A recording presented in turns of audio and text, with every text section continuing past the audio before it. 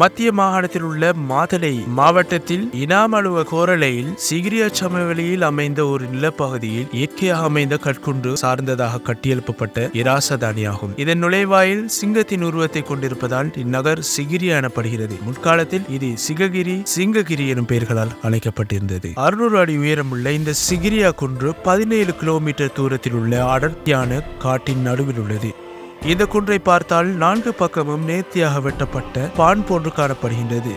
பௌத்த மதத்தை பின்பற்றக்கூடிய சிங்கள மக்களை கொண்ட இலங்கை நாட்டில் இந்த கோட்டையை கட்டியது யார் என்று கேட்டால் காசியப்பன் மன்னன் என்று கூறுவார்கள். இந்தோனேஷியா, சைனா, இந்தியா இன்னும் பல நாடுகளில் சிகிரியா கோட்டையை கட்டியது யார் என்று கேட்டால் இராவணன் என்று கூறுவார்கள். பொதுவாக ராவணன் என்றாலே கொடுங்கோல் ஆட்சியாளன் என்றுதான் நமக்கு தெரியும். இதற்கு காரணம் நம் மனதில் ஏற்படுத்தியுள்ள சில போலியான வதந்திகளே. பொதுவாக இராமாயணம் போன்ற வரலாற்று கதைகளை எடுத்து நோக்கினால் தோற்கடிக்கப்பட்ட மனிதனின் வரலாற்றை உற்று நோக்குவதில்லை. இப்படிப்பட்ட கதைகளை ஒரு பக்கம் தள்ளி வைத்துவிட்டு சீதையை கடத்தி கொண்டு போனதனால் இராவணனை கெட்டவனாக பார்க்கும் இந்த காலத்தில் அவனது அறியப்படாத சில வரலாற்று பக்கங்களும் எம்மை வியப்படைய வைக்கின்றது. மிக பெரும் சிவபக்தனான இந்த இராவணன் ஆண்ட சில பகுதிகளில் ஒன்றாக இலங்கை கருதப்படுகின்றது. இராவண ஆட்சி காலம் இலங்கையின் பொற்காலம் என அறியப்படுகின்றது. எந்த அளவுக்கு என்றால் இவரது ஆட்சியில் வாழ்ந்த மக்களில் காணப்படும் ஏழைகளின் வீட்டில் கூட தங்கப்பானைகளில் தான் உணவுகள் சமைப்பார்களாம். அந்த அளவுக்கு இவருடைய ஆட்சி காலம் போற்றப்படுகின்றது.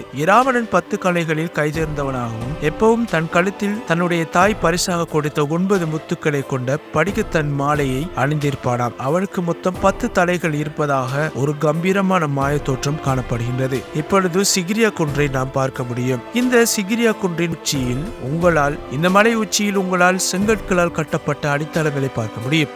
இந்த விசித்திரமான அடித்தளங்கள் உண்மையிலேயே அரண்மனையா அல்லது வேறு ஏதாவது ஒரு கட்டிடமா என எங்களை பிரமிக்க வைக்கக்கூடியதாக காணப்படுகின்றது. இதில் ரொம்பவே மர்மமான விடயம் என்னவென்றால் எப்படி இந்த 300 மில்லியன் செங்கற்களையும் இந்த மலை உச்சிக்கு கொண்டு வந்திருப்பார்கள் என்பது இன்று வரை கண்டுபிடிக்கப்படாமல் காணப்படும் கேள்விகளில் ஒன்றாக உள்ளது. இப்பொழுது நாங்கள் உச்சிக்கு செல்வதற்கான படிகள் வெறும் 100 வருடங்களுக்கு முன்னால் மாத்திரமே உருவாக்கப்பட்டுள்ளது. 5000 வருடங்கள் பழமையான இந்த சிகிரியா குன்றின் மேல் எவ்வாறு கொண்டு சென்றிருப்பார்கள்? ஒருவேளை மலை உச்சியில் வைத்து இந்த செங்கற்களை உருவாக்கி இருப்பார்கள் என்று நாம் நோக்கினால் அதுதான் இல்லை. ஏனென்றால் செங்கற்களை உருவாக்குவதற்கு களிமண் தேவை. அப்படிப்பட்ட களிமண்ணை மலை உச்சியில் பெற முடியாது.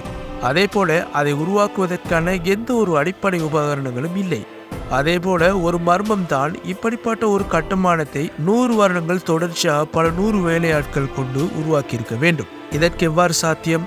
அப்படி பார்த்தாலும் கூட இந்த நூற்றுக்கணக்கான மனிதர்களுக்கு உணவுகளை மேலே எவ்வாறு கொண்டு சென்றிருப்பார்கள்? இப்படி பல்லாயிரக்கணக்கான கேள்விகளுக்கு இதுவரை பதில் கிடைக்கவே இல்லை. மிக முக்கியமான விடயம் என்னவென்றால் சிகிரியா இருப்பதாக முதலாக பிரிட்டிஷ் ஆர்மியைச் சேர்ந்த மேஜர் ஜோனத்தன் தான் 1831 கண்டுபிடித்தார். அதுவரை பல 100 வருடங்கள் எந்த ஒரு படிக்கட்டுகளும் கட்டுப்படாமல் மேலே இருக்கும் ஒரு செங்கல்லை கூட யாரும் பார்த்ததில்லை. இன்னும் உங்களுக்கு ஒரு ஆச்சரியம்தான், செங்கற்களை கொண்டு மாத்திரம்தான் இந்த அடித்தளங்களை கட்டியுள்ளார்கள் என்று பார்த்தால் அது மட்டுமல்ல, பல 100 பளிங்கு கற்களை கொண்டும் இதனை உருவாக்கியுள்ளார்கள். இந்த வகை பளிங்கு கற்கள் இந்த இடத்தை தவிர வேறு எங்கும் இல்லை என்பதுதான் இன்னும் ஒரு ஆச்சரியம் தரக்கூடிய விடை. சுவாரஸ்யமான தகவல்களை கொண்ட இந்த சிகிரியாவை பற்றி உங்களுக்கு தெரிந்து கொள்ள வேண்டும் என்றால் இந்த வீடியோவை லைக் பண்ணி onlyonetamil சேனலை சப்ஸ்கிரைப் பண்ணுங்கள். அடுத்த வீடியோல உங்களை பார்க்கும் வரை விடைபெறும் நான். This is your only one tamil.